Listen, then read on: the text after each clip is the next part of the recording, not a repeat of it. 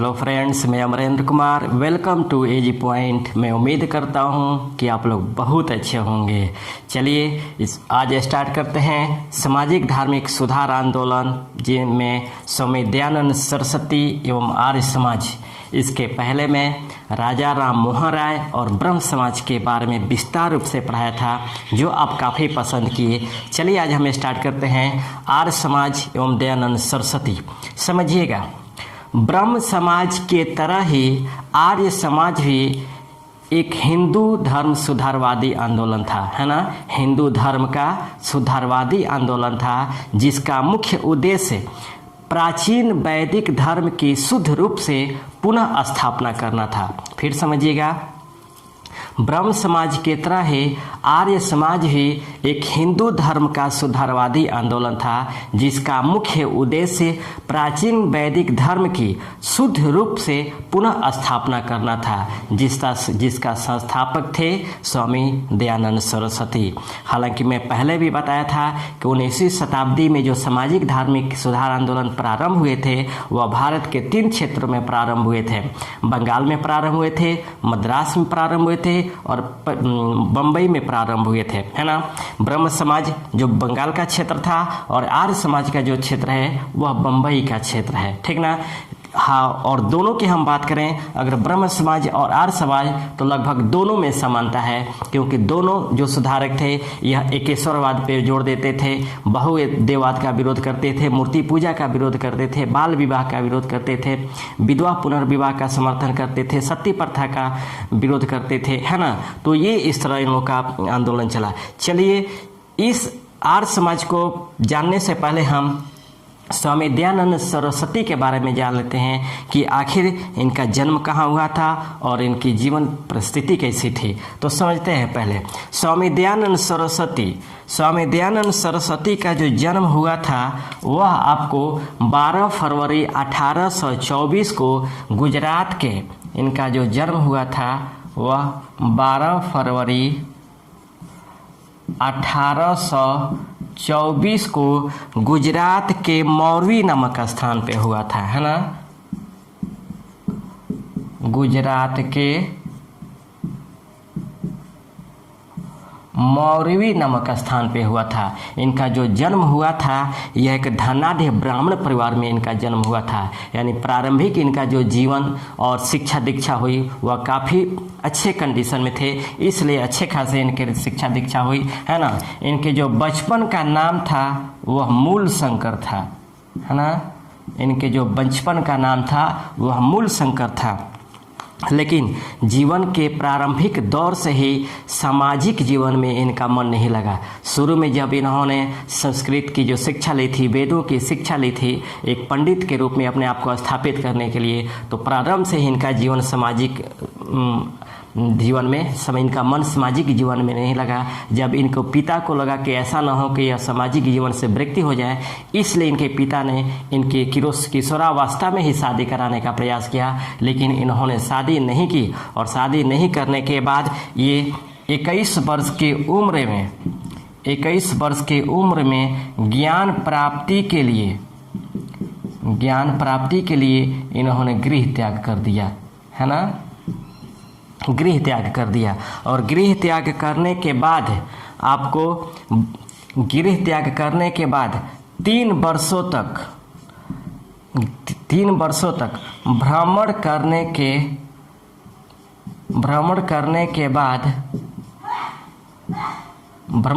के बाद 24 वर्ष की अवस्था में यह नर्मदा नदी के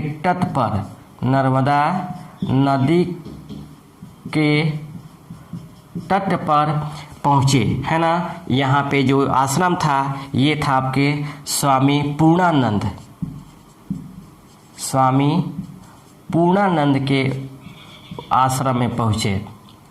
स्वामी पूर्णानंद के आश्रम में पहुँचे, है ना। समझिएगा, इन्होंने ज्ञान प्राप्ति के लिए 21 वर्ष की अवस्था में गृह त्याग किया और 3 वर्षों तक भ्रमण करने के बाद 24 वर्ष की अवस्था में यह नर्मदा नदी के तट पर 1846 में, है ना, नर्मदा नदी के तट पर 1846 में यह पूर्णानंद स्वामी पूर्णानंद के आश्रम में पहुँचे और यहाँ पहुँचने के बाद इन्होंने संन्यास धर्म की दीक्षा ली, है ना, संन्यास धर्म की दीक्षा ली। और संन्यास धर्म की दीक्षा लेने के बाद इन्होंने अपने उपदेशों का प्रचार प्रसार किया।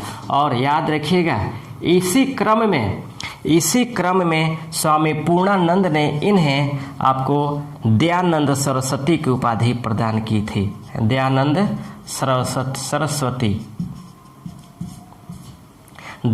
सरस्वती की उपाधि प्रदान की थी। अगर आ जाए क्वेश्चन कि दयानंद सरस्वती की उपाधि किसने प्रदान की थी, तो स्वामी पूर्णानंद ने इन्हें प्रदान की थी, क्योंकि दयानंद सरस्वती का जो वास्तविक नाम था वह मूल शंकर था। लेकिन जब नर्मदा नदी के तट पे स्वामी पूर्णानंद के आश्रम में पहुँचे तो स्वामी पूर्णानंद ने ही उन्हें संन्यास धर्म का दीक्षा दिया और दीक्षा देने के बाद उन्हें दयानंद सरस्वती की उपाधि दी। और देने के बाद जब इन्होंने अपने उपदेशों का प्रचार प्रसार किया तो इन्हीं प्रचार प्रसार के क्रम में इन्होंने 4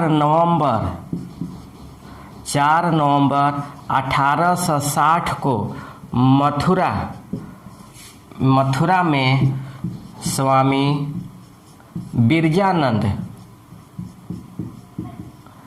बिरजानंद के आश्रम पहुँचे, है ना। स्वामी बिरजानंद के आश्रम में पहुँचे और यहाँ पर इन्होंने वैदिक शिक्षा, संस्कृत एवं पाणिनि का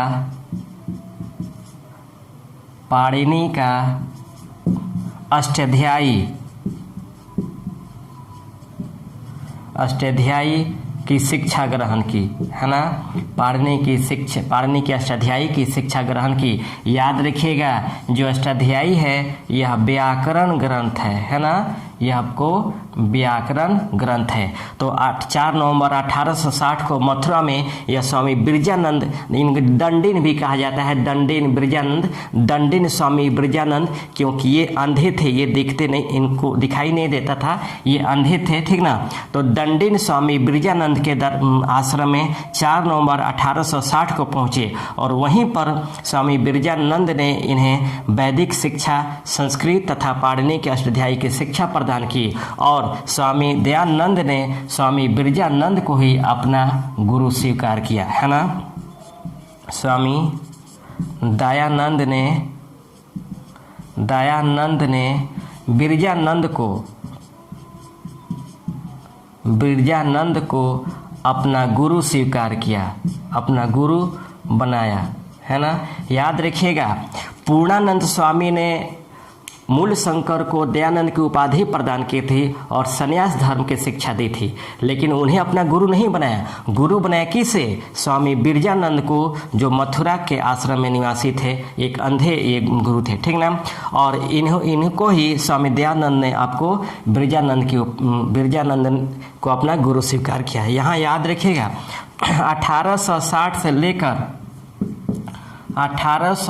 से लेकर के 1863 तक यानी 3 वर्षों तक स्वामी दयानंद यहाँ पे रहे और यहाँ रहकर इनसे शिक्षा ग्रहण की। और शिक्षा ग्रहण करने के बाद जब गुरु दक्षिणा की बात आई तो स्वामी बिरजानंद ने स्वामी दयानंद से गुरु दक्षिणा में ये मांग की कि तुम समाज कल्याण की काम करो, है ना। हमें यही गुरु दक्षिणा होगी कि तुम समाज में व्याप्त जितने भी अंधविश्वास है, कुरीतियाँ हैं, उनको दूर करने का प्रयास करो। स्त्रियों के समानता की बात करो, उनको पढ़ाने का, उनको शिक्षा देने की बात करो।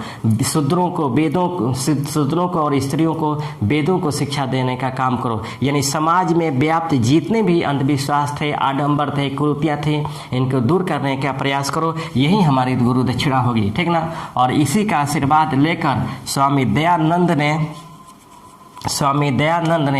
1863 में आगरा में हिंदू धर्म में सुधार हेतु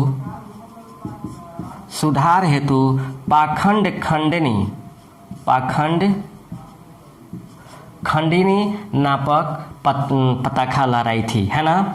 पाखंड खंडिनी नामक पताका लहराई थी। कब? 1863 में, है ना, जब स्वामी बिरजानंद से आशीर्वाद लिया और आशीर्वाद लेकर के समाज सुधार के लिए जब वह चले समाज में, तब उन्होंने 1863 में आगरा में, ये जरूर याद रखेंगे, पूछ देता है कि पाखंड खंडिनी नामक पताका वो कहाँ लहराया था, तो आगरा में। कब? 1830 में, है ना, ये लहराई थी। उसके बाद 10 अप्रैल 1875 को स्वामी दयानंद सरस्वती ने आर्य समाज की स्थापना की। कहाँ पर? बम्बई में, है ना, आर्य समाज की स्थापना की, है ना, आर्य समाज की स्थापना की बम्बई में। और 2 वर्ष बाद यानी 24 जून 1877 को इन्होंने आर्य समाज का जो मुख्यालय को स्थापित किया, वो आपको लाहौर में स्थापित किया, है ना।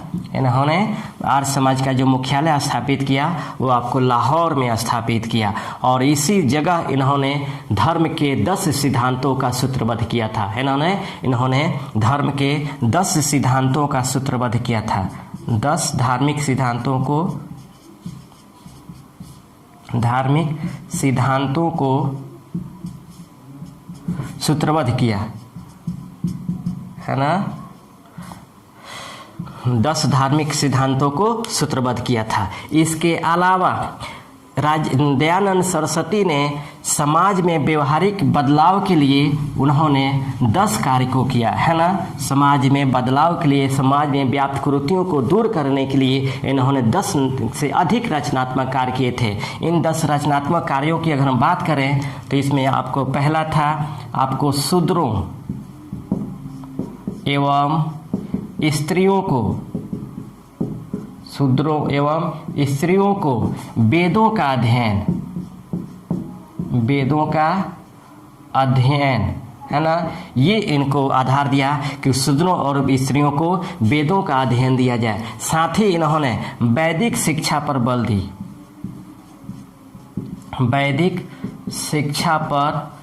इन्होंने बल दिया। इसके अलावा इन्हें सभी लोगों को यज्ञोपवीत पहनने का अधिकार दिया, थे ना। तीसरे में सभी लोगों को यज्ञोपवीत पहनने का अधिकार दिया, है ना। इसके अलावा इन्हें गौरक्षणी सभा की स्थापना की। हालांकि इन्होंने आपको गायों की रक्षा करने के लिए इन्होंने गौरक्षणी सभा की स्थापना की थी। इसके बाद इन्होंने आपको कर्म की प्रधानता दी, है ना, कर्म की प्रधानता को स्थापित किया। यहाँ समझिएगा, इन्होंने वेदों के प्रामाणिकता को स्वीकार किया था, न कि पुराणों की प्रामाणिकता को स्वीकार किया था। पुराणों में था कि जन्म के आधार पे जाति को निर्धारित किया जाता था, लेकिन वेदों में था कि कर्म के आधार पे जाति को निर्धारित किया जाता था। इसलिए इन्होंने वेदों की प्रामाणिकता को माना था, न कि आपको पुराणों की प्रामाणिकता को माना था, है ना। इसमें हम देखेंगे वेदों की प्रामाणिकता को माना था, न कि आपको पुराणों की प्रामाणिकता को माना था। साथ ही इन्हें शुद्धि आंदोलन चलाया था, शुद्धि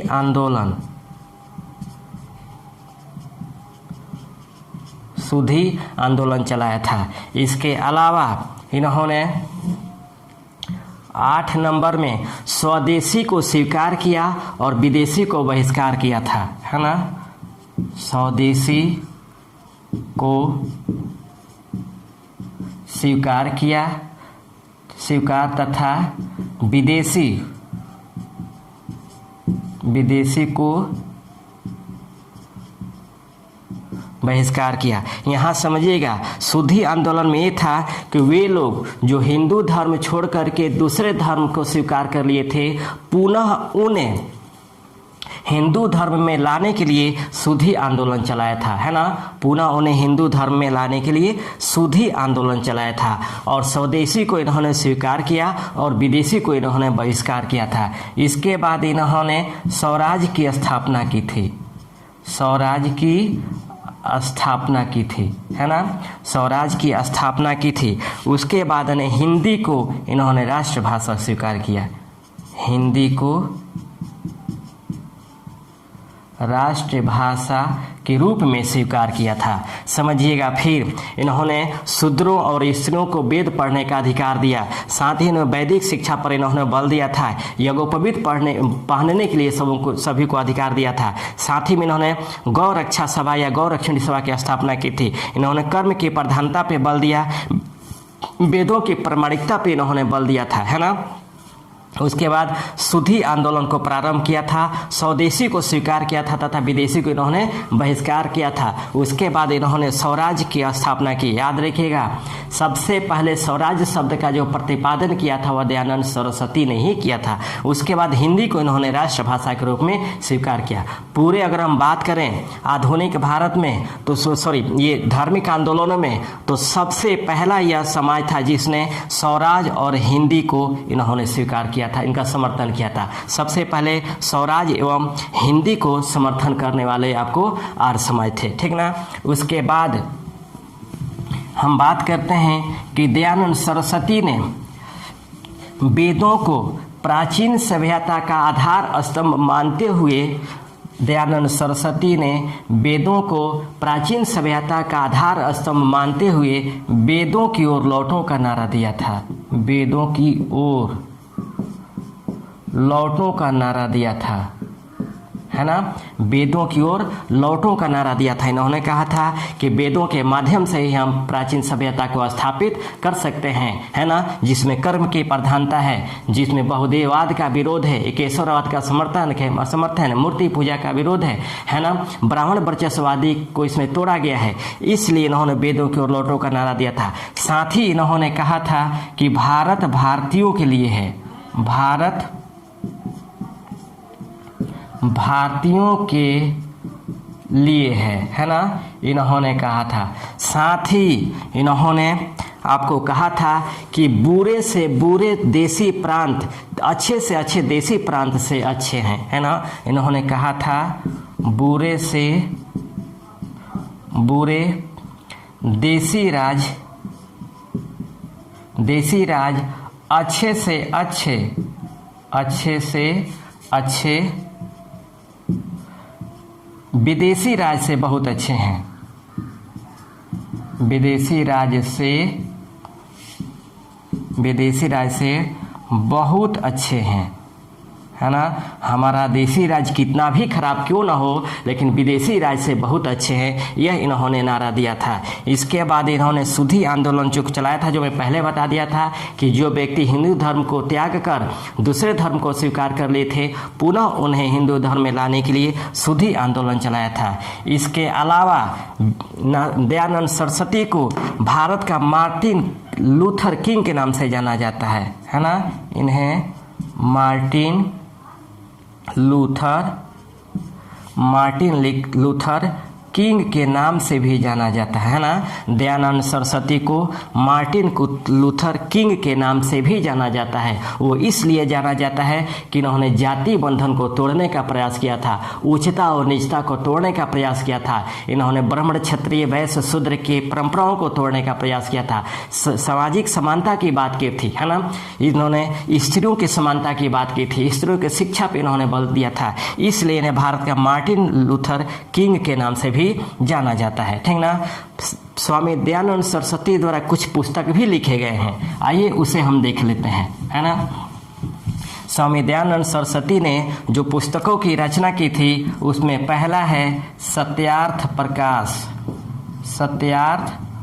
प्रकाश। समझिएगा, स्वामी दयानंद सरस्वती जो सत्यार्थ प्रकाश की रचना की थी वो 1874 में की थी। किस भाषा में? हिंदी भाषा में। समझिएगा, इसके पीछे कहानी है। कहानी ये है कि स्वामी दयानंद सरस्वती जब घूमते हुए कोलकाता के पहुँचे थे, बंगाल में पहुँचे थे, तो 1872 में केशव चंद्र सेन से मुलाकात हुई थी और केशव चंद्र सेन ने दयानंद सरस्वती को सुझाव दिया था कि जितना अच्छा आप उपदेश देते हैं वह सभी संस्कृत भाषा में देते हैं, जो आम आदमी किससे जानकारी से परे है, ठीक ना। क्योंकि 1860 से लेकर 1863 के क्रम में स्वामी ब्रजानंद के आश्रम में जो दयानंद सरस्वती ने शिक्षा ग्रहण की थी वह संस्कृत भाषा में ही ग्रहण की थी और उन्होंने अपने उपदेशों का जो प्रचार प्रसार किया था, चाहे समाज के मामले में चाहे धर्म के मामले में, वह संस्कृत भाषा में दिए थे, जिसको वह ज़्यादा लोकप्रिय नहीं हो पाए। लेकिन 1872 के बाद जब केशव चंद्र सेन को इन्होंने सुझाव माना और हिंदी में भाषण जब देना प्रारंभ किया तो इनकी लोकप्रियता बहुत ज़्यादा बढ़ने लगी, ठीक ना। और यहीं से इन्होंने हिंदी को राष्ट्रीय भाषा के रूप में स्वीकार किया, है ना। और सबसे पहले सत्यार्थ प्रकाश की रचना की 1874 में हिंदी भाषा में, जिसमें दयानंद सरस्वती के मूलभूत उपदेशों का संकलन इसमें किया गया। उन्होंने सभी अपने उपदेशों का संकलन इसमें किया है। इसके बाद दूसरा में है आपको वेद भाष भूमिका, वेद भाष भूमिका, है ना, इसका इन्होंने रचना की। तीसरा में इन्होंने पाखंड खंडन, पाखंड खंडन नामक पुस्तक की रचना की। उसके बाद इन्होंने पंच महायज्ञ विधि की रचना की थी। 4 नंबर में पंच महायज्ञ विधि की रचना की थी, है ना। उसके बाद 5 नंबर में वेदांत अद्वैत मत का खंडन, अद्वैत मत का खंडन की रचना की थी। और 6 नंबर में बल्लभाचार मत का खंडन, है ना, नामक पुस्तक की रचना की थी। पुस्तकों तो 60 से भी अधिक इनके पुस्तक है, लेकिन जो सबसे महत्वपूर्ण जो है आपको सत्यार्थ प्रकाश, वेदभाष भूमिका, पाखंड खंडन, पंच महायज्ञ विधि, अद्वैत मत का खंडन, वल्लभाचार्य का खंडन, इसमें सबसे अधिक जो इम्पोर्टेंट है वह सत्यार्थ प्रकाश है। कितने बार पूछा गया है कि दयानंद सरस्वती द्वारा लिखा गया निम्न में से कौन सा पुस्तक है? सत्यार्थ प्रकाश। ये याद जरूर रखेंगे कि किस भाषा में लिखा गया था, तो हिंदी भाषा में लिखा गया था पुस्तक, है ना। तो ये हम आप याद रखेंगे कि स्वामी दयानंद सरस्वती द्वारा यह लिखा गया पुस्तक था। इसके बाद अंततः इसका स्क्रीनशॉट आप लोग लेते चलेंगे। उसके बाद स्वामी दयानंद सरस्वती की अंतिम में इनकी जो मृत्यु होती है वह 30 अक्टूबर 1883 ईस्वी को 59 वर्ष की अवस्था में, है ना, 59 वर्ष की अवस्था में आपको 30 अक्टूबर 1883 को आपको जयपुर में इनका निधन होता है ना। जयपुर में इनका निधन होता है। हालांकि ये भी बात कहा जाता है कि इन्हें विष के कारण इनकी मृत्यु हुई थी, जहर देने के कारण इनकी मृत्यु हुई थी, है ना। क्योंकि ये 1857 के क्रम में यह अंग्रेजों का पुरजोर विरोध करते थे, खुल्लम खुल्ला इसका विरोध करते थे, ठीक ना। उनकी नीतियों का इन्होंने खुल्लम खुल्ला विरोध किया और अंततः 30 अक्टूबर 1883 को 59 वर्ष की अवस्था में जयपुर में इनकी मृत्यु हो गई, ठीक ना। यहाँ कहा जाता है कि शायद इनको विष देने के कारण इनकी मृत्यु हुई थी। और इनके विषय में जो आलोचना करता है वह द लंदन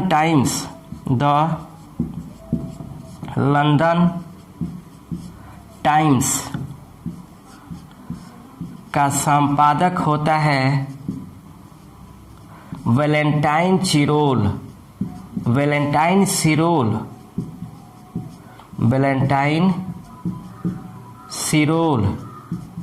है ना। इन्होंने द लंदन टाइम्स, याद रखिएगा, द लंदन टाइम का जो संपादक होता है वैलेंटाइन सिरोल, इन्होंने एक पुस्तक की रचना की थी जिसका नाम था इंडियन अनरेस्ट।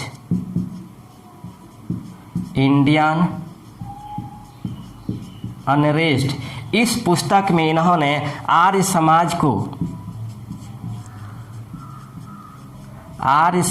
को आपको भारतीय अशांति का जनक कहा था, है ना, भारतीय अशांति का जनक कहा था। याद रखिएगा, भारतीय अशांति का जनक कहा था। वैलेंटाइन सिरोल अगर आ जाए कि किस पत्रिका का संपादक था, तो द लंदन टाइम्स का संपादक था। और इसने भारत में कौन सा पुस्तक लिखा था, तो इंडियन अनरेस्ट नामक पुस्तक लिखी थी। और इसी इंडियन अनरेस्ट पुस्तक के माध्यम से इन्होंने आर्य समाज को भारतीय अशांति का जनक कहा था। यहाँ वैलेंटाइन का मतलब वैलेंटाइन डे मत समझ लीजिएगा कि वैलेंटाइन सिरोल के याद में वैलेंटाइन डे मनाया जाता है, वो दूसरे हैं, ये दूसरे हैं, ठीक ना। लेकिन उसके आधार पे ये याद कर सकते हैं कि वैलेंटाइन सिरोल है ना, वो वैलेंटाइन डे वाले नहीं हैं, या मत याद कीजिएगा, ठीक। तो वैलेंटाइन सिरोल ने ही आर्य समाज को इंडियन अनरेस्ट में भारतीय अशांति का जनक कहा था, ठीक ना। इसके बाद जब दयानंद सरस्वती की मृत्यु होती है तो मृत्यु के बाद आर्य समाज दो भागों में विभाजित हो जाता है, ठीक ना। जब दयानंद सरस्वती की मृत्यु हो जाती है तब आर्य समाज दो भागों में विभाजित हो जाता है। समझिएगा, ये जो हमारा आर्य समाज था, यह आर्य समाज दो भागों में विभाजित होता है। पहले जो होते हैं वह पाश्चात्य शिक्षा के समर्थक होते हैं, है ना, पाश्चात्य शिक्षा के समर्थक होते हैं। और जो दूसरे भाग होते हैं वह आपको प्राच्य शिक्षा, जिसे हम हिंदी भी कहेंगे, शिक्षा के समर्थक होते हैं। समझिएगा, है ना। जो पाश्चात्य शिक्षा के समर्थक होते हैं उनमें पहले होते हैं लाला हंसराज और दूसरे होते हैं लाला लाजपत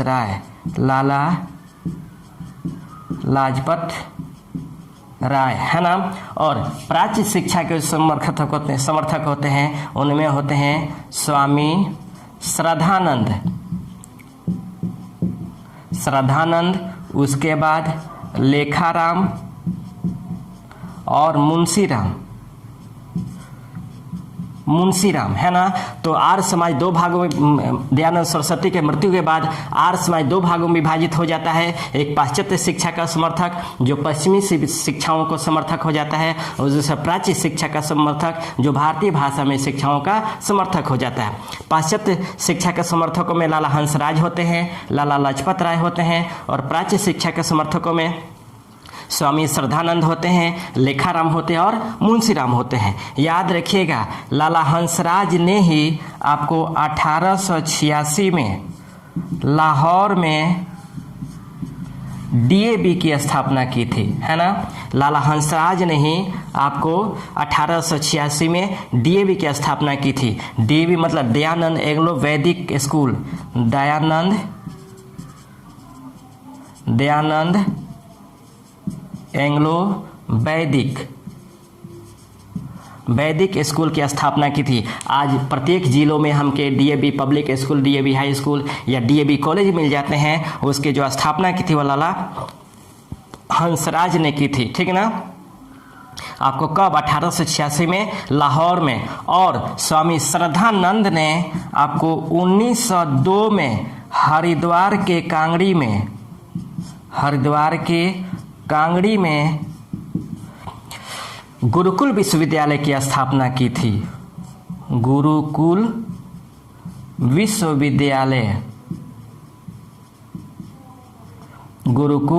विश्वविद्यालय की स्थापना की थी, है ना। वहीं गुरुकुल विश्वविद्यालय जो मोहब्बतें पिक्चर है जिसमें शाहरुख खान जाता है और पाश्चात्य शिक्षा को यहाँ लागू, पाश्चात्यवादी परंपराओं को लागू करने का प्रयास करता है, ठीक ना, जिसमें अमिताभ बच्चन भड़क जाते हैं, ठीक। खैर जो भी हो, तो ये पाश्चात्य शिक्षा लाला हंसराज जो 1886 में लाहौर में डीएवी की स्थापना करते हैं, और स्वामी श्रद्धानंद 1902 में हरिद्वार के कांगड़ी में गुरुकुल विश्वविद्यालय की स्थापना करते हैं। ये लाला लाजपत राय जिन्होंने पंजाब से आपको राष्ट्रीय आंदोलन का नेतृत्व किया था, इनके द्वारा लिखा गया पुस्तक का नाम क्या था? अनहैप्पी इंडिया, है ना, अनहैप्पी इंडिया था, ठीक ना। तो ये आपको स्वामी दयानंद सरस्वती एवं आर्य समाज था, ठीक ना। मैं उम्मीद करता हूँ कि ब्रह्म समाज की तरह ही आपको आर्य समाज भी आसानी से समझ में आया होगा, ठीक ना। मैं प्रयास कर रहा हूँ कि एक एक व्यक्तित्व को, उसके पूरे जीवनी से लेकर के उसके रचनात्मक कार्यों तो को मैं आपको बताते चलूं, क्योंकि पुनः आपको दोबारा और दूसरे जगह पढ़ने की जरूरत ना पड़े, ठीक ना। इसको याद करने का सबसे अच्छा तरीका ये भी है कि पहले डेट देख लीजिए, है ना। जैसे 12 फरवरी 1824, उसके बाद 1846, 1860, उसके बाद आपको 1875, ठीक ना, 1883, 1877, 1883, इस तरह दयानंद सरस्वती से संबंधित डेट को रख लेंगे, उसके बाद आपको आसानी से याद हो जाएगा। साथ ही आपको 1886, 1902, तो डेट जब याद रख लेंगे तो आसानी से उसके बीच में क्या क्या कहानियां हैं वो याद हो जाएगी, ठीक ना। तो रहने देते इतना ही, फिर हम नेक्स्ट क्लास लेकर हाजिर होंगे इसी से संबंधित, क्योंकि सामाजिक धार्मिक सुधार आंदोलन में और भी बहुत से आंदोलन हैं जिसको हमें पढ़ाना जरूरी है आपके लिए, क्योंकि सबसे अधिक इससे क्वेश्चन पूछे जाते हैं। तो फिर हम नेक्स्ट क्लास लेकर हाजिर होंगे, तब तक के लिए बेस्ट ऑफ लक, जय हिंद।